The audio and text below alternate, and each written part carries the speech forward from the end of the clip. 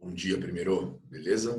Bom, segue aí uma aula aprofundando alguns conceitos, né, de planalto, planície e depressão e entrando já em correção da apostila com vocês, ok? Então, estou aqui com a apostila na página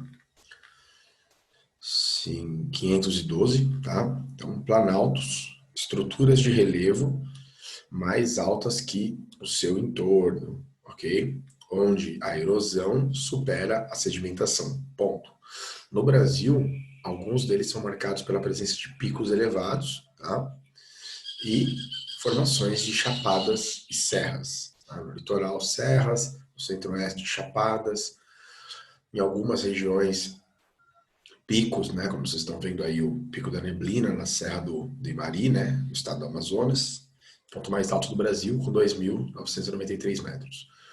Chapadas são formações com topos, né, relativamente planos, que estão em altitudes superiores a 600 metros de altura, né, acima do nível do mar, e normalmente são mais resistentes, formados aí por rochas metamórficas, rochas ígneas, né, são escudos cristalinos. Entretanto, muitos planaltos podem ter formação sedimentar, né, a partir do momento em que uma planície, por exemplo, pode ser soerguida por epirogênese. Então você pode ter um planalto, né, com cobertura sedimentar, tá certo? Isso é importante. Então nós temos aí alguns exemplos, né, no Brasil, no Nordeste, a Chapada Diamantina, né, na Bahia, Chapada do Araripe no Ceará, Piauí e Pernambuco, e na região Centro-Oeste, a Chapada dos Guimarães, Chapada dos Perecis, ambas no Mato Grosso. Essas regiões, muitas delas são áreas de proteção ambiental. Vocês estão assistindo, infelizmente, né, um incêndio lá no Pantanal, né, a maior planície úmida do mundo está sendo destruída, né, já tem 19% da área queimada. Não temos uma perspectiva de como que isso vai acabar. Vamos aguardar e torcer aí para que isso se resolva. Percebam, gente, que no final de cada chapada, né, no final de cada planalto, você tem uma queda, né? Você tem uma escarpa, tá? Íngreme, né? Que é uma vertente íngreme onde se encerra o, o planalto, tá? E aí você tem ou uma depressão, né? Ou uma planície depois disso, ok? Lembrando que essa parte mais alta, então, ela vai sofrer mais erosão e as partes mais baixas vão sofrer sedimentação, ok? As serras são marcadas como formas acidentadas, né, destacando-se a borda sudeste do Brasil, né, sendo principais exemplos Serra do Mar, Serra da Mantiqueira, Serra de Bocaina, né. Além delas, há a presença de mares de morros, que nós estamos aqui em uma área bem parecida, né, assim, bem próxima disso. São aquelas ondulações, né, do relevo cobertas por florestas, né. Relevo que apresenta morros em formato arredondado, semelhantes a meias laranjas, como diz o Absaber, tá? Vista da Serra de Bocaina, no Rio de Janeiro, então vocês estão vendo o exemplo aí. As planícies correspondem às áreas de processos de sedimentação, superando o processo de erosão, tá? Então, as costeiras ou litorâneas, né? As continentais ou interioranas. Então, todo o litoral do Brasil, né? É uma planície. E as margens de grandes bacias hidrográficas, como a Bacia Amazônica, a Bacia do Paraguai, né? Bacia do Paraná, então você tem também formações de planície, ok? Então vejam aí, são áreas planas, né? Muito baixas, né? E onde o processo de sedimentação supera o processo de erosão. Aí a planície do Pantanal, que está em chamas agora, infelizmente, né? No caso do Brasil, as depressões correspondem às porções do relevo que foram desgastadas pela erosão e apresentam altitudes mais baixas do que o seu redor. Já tinha explicado isso para vocês. Curioso que depressão, mesmo sendo mais baixo, o que fez essa forma de relevo foram processos erosivos intensos, ok? Então nós temos depressões brasileiras classificadas como marginais, serem esculpidas por terrenos formados por rochas cristalinas, as margens das bordas das bacias sedimentares. Interplanáuticas, né? Então, esculpidas em terrenos cristalinos antigos, localizados em áreas de planalto, normalmente entre os terrenos planáuticos e entre dois planaltos, né? E por fim, as depressões periféricas, né? Localizadas na periferia de uma bacia sedimentar. Então, você tem uma bacia sedimentar, uma planície, e ao lado, né, você tem ali uma depressão periférica, ok? No norte é muito comum. As famosas cuestas, né, gente? O que seriam cuestas? Cuesta seria essa ondulação, né? Ó, essa ondulação de um relevo, da saída de um relevo de planalto para uma planície, por exemplo, tá? Pegando a definição aqui, ó, são algumas depressões são margeadas por cuestas, formas de relevo assimétricas, usualmente encontradas em bordas de chapadas, tá? As cuestas são constituídas de camadas rochosas de origens distintas, ou seja, pode ser ígnea, metamórfica, sedimentar, né? Enfim, que apresentam diferentes graus de resistência à erosão e por isso desgastam-se irregularmente. Apresentam duas vertentes, né? A vertente é esse chanfro, né? Essa parte íngreme, tá? Do relevo. Uma com declive suave e outra com um corte abrupto, tá? Então aqui, ó, você tem um declive suave e aqui você tem um corte abrupto, tá? Então, formas de relevo encontradas em bordas de chapadas, tá? Então você tem no final aí da chapada você vai encontrar uma borda suave, uma borda abrupta e a planície ou no caso a depressão, tá? Perfil de relevo de cuesta, né, com as vertentes frente e rebordo, tá? E aí cuestas no interior de São Paulo, tá? As cuestas então são formatos mais suaves aí de relevo, tá? As classificações de relevo já falei, né? Haroldo Azevedo, 49. Desculpa, gente, meu nariz está bem ruim. Absaber, né? 60. Então, planaltos e planícies apenas, né? Mas surgem novas configurações, né? De estudo da geomorfologia, do relevo e tal. E, por fim, a classificação de relevo do Ross, que é utilizando aerofotogrametria, imagem de satélite. Então, você tem um mapa muito mais desenvolvido nos anos 90, né? Beleza. Ó, cartografia em foco. Galera, essa página aqui, a página 519, ela é bem interessante. Por que ela é bem interessante? Porque vocês já viram isso, que eu já mostrei para vocês na aula, tá? Mas aqui vocês estão vendo da onde que nós tiramos os perfis de relevo do Brasil. Então, você faz um corte aqui, ó, de A a B, C a D e a F. Esses três cortes vão se transformar em perfis de relevo, tá? Então, existe uma cartografia brutal aqui, tá? Vejam, o primeiro corte, né, o AB, tá? Então, planaltos residuais do norte amazônico, ou das Guianas, depressões marginais, tá vendo? Aqui nós temos o planalto da Amazônia Oriental e a planície do Rio Amazonas. Depressão marginal sul-amazônica, os planaltos residuais sul-amazônicos, começando o centro-oeste ali embaixo, né? Aqui é a região nordeste, né? Então, indo do Rio Paraíba até o Oceano Atlântico, tá? Tabuleiros litorâneos, Planalto da Borborema, né? Então, aqui eu já tinha mostrado para vocês. E aqui a parte do oeste e leste do Brasil, nas regiões centro-oeste e sudeste do Brasil, tá? Pegando a planície do Pantanal, né? Entrando aqui para Planaltos e Chapadas da Bacia do Paraná, Rio Paraná, depressão periférica da borda leste do Paraná, e chegando até a Serra do Mar, né? Os planaltos das serras do Atlântico, leste e sudeste. E aí você tem as perguntinhas, né? Com base na observação do mapa e dos perfis topográficos, faça o que se pede. Identifique as altitudes máximas e mínimas aproximadas em cada um dos perfis topográficos, né?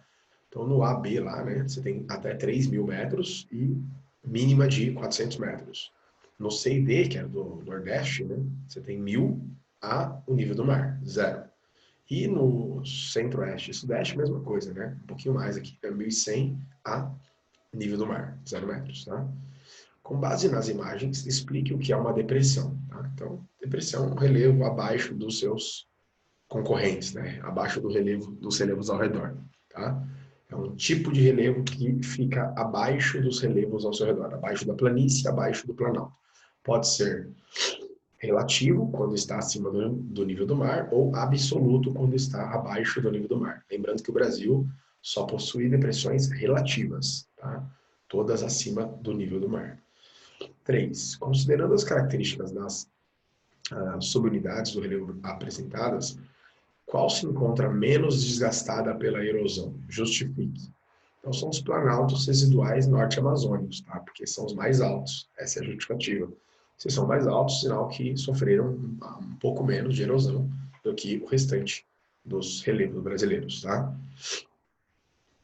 Topos mais pontiagudos, né? Mostra a menor ação dos agentes erosivos. 1. A formação do relevo brasileiro resulta da ação de agentes exógenos e endógenos, ou seja, externos e internos. Forças do interior da Terra, endógenos, forças externas da Terra, exógenos, atmosfera, sol, chuva, vento, etc. Correto? Com base nisso, explique por que o relevo brasileiro apresenta em geral baixas altitudes. O Brasil está no meio da placa sul-americana, né? Não tem atividades geológicas há milhões de anos e está sofrendo erosão há muito tempo. Essa seria uma resposta. Tá? Vocês podem pesquisar também, uma resposta da apostila, alguma coisa. A ausência de estruturas de relevo de formação geológica recente no Brasil, não existe formação recente geológica no Brasil, exceto bacias sedimentares. Né? Se pegar planícies sedimentares, elas são recentes, elas têm 65 milhões de anos. Para a Terra, isso é recente. Tá? A Terra tem 4,6 bilhões, né? Agora, montanhas, né, ou derrames vulcânicos, né, não ocorrem porque não há choque de placas e não há derrames vulcânicos no Brasil há milhões de anos. Tá? Muito bem. Descreva as principais características do relevo litorâneo brasileiro em relação à altitude. Gente, esse relevo litorâneo é uma planície. Planície, então, são relevos baixos, quase sempre no nível do mar. Tá? Unidade de relevo e estrutura geológica. Né? São planícies e terras baixas, né? Em sua maioria receptoras de sedimentos, ou seja, processo de sedimentação maior que erosão, né? E, portanto, formadas sobre bacias sedimentares antigas. Então, são unidades de relevo formadas por planícies e terras baixas. Né? Quando a gente fala planícies e terras baixas seriam depressões, tá? Ou regiões próximas às planícies, tá bom? E o processo de sedimentação, né, sempre vai ser o processo superior, tá? A partir da categorização estabelecida por Jurandir Ross, faça o que se pede. Aponte o nome das unidades geomorfológicas consideradas por Ross em sua classificação e descreva as suas principais características. Ele vai descrever basicamente planaltos, planícies e depressões, tá? E aí são 11 categorias, né, e 6 categorias para cada uma delas, tá? Então, olhando o mapa lá em cima, né, do rosa, ó, estão vendo aí, ó, planaltos, 11, né, classificações, depressões, se eu não me engano, 11 classificações também, né, e planícies com 6 classificações. Planaltos, áreas elevadas, acidentadas nas bordas, processo de erosão maior que sedimentação. Planície, áreas planas, baixas, onde o processo de sedimentação é maior que o de erosão. E depressões, que são as maiores formas de relevo do Brasil, são áreas desgastadas por processos erosivos intensos que estão abaixo dos relevos ao redor. Tá? Essa é a resposta que você tem que colocar nessa questão aqui das principais características. Tá? B. Cite um exemplo de cada uma dessas unidades existentes na região Nordeste brasileira. Cite um exemplo de cada uma dessas unidades existentes. Planícies amazônicas, né, ou planície do Pantanal, Mato Grosso, né, chapadas, né, no Centro-Oeste, no Nordeste, Chapada Diamantina, Chapada dos Perecis, Chapada dos Guimarães, que são planaltos, né, e planaltos mamelonares da Serra Leste e Sudeste do Brasil, né, Serra do Mar, Serra da Mantiqueira, tá? Então nós temos os planaltos ou serras do Sudeste e Leste brasileiro, tá bom? Então, lá no Norte, né, e no Centro-Oeste, planícies, né? No litoral também, planícies, ok?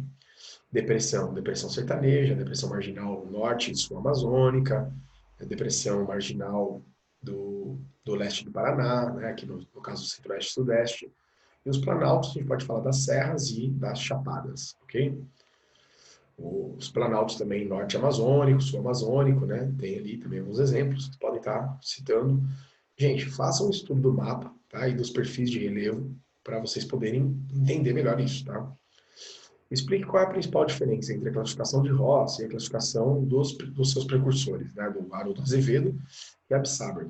Tanto o Haroldo Azevedo quanto o Absaber não falavam em depressão, tá? Falavam em planaltos e planícies. O Absaber, como ele foi, né, um dos maiores geógrafos físicos do Brasil, ele começou a falar em terras baixas, né? Então ele já começou a entender que nem tudo era planície, tá? E ele também criou várias formas de análise dos relevos, entendendo que o relevo é uma paisagem, é uma herança das transformações geológicas e climáticas da Terra. Então ele vai falar em morfoclimático, né? Ou seja, morfo, forma, climático, clima. Há uma relação das formas de relevo diretamente com o clima, com as forças exógenas.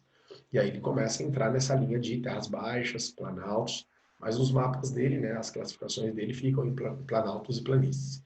E o detalhe é que nenhum dos dois tinha aerofotogrametria, nem imagens de satélite, né? Que o Ross, em 89, ele já tem, né, o projeto Radan, que é um projeto que a ditadura militar fez com os Estados Unidos, começou a monitorar o território brasileiro por imagens de satélite, né? E através dessas tecnologias, de tudo que já existia documentado, o Ross fez um mapa com planaltos, planícies e depressões. E ele classificou, né, 11 planaltos, 11 depressões e 6 planícies, como vocês puderam ver lá no mapa. É um mapa muito mais detalhado por conta da tecnologia que ele dispunha na época. Gente, paro por aqui. Até a próxima aula. Forte abraço.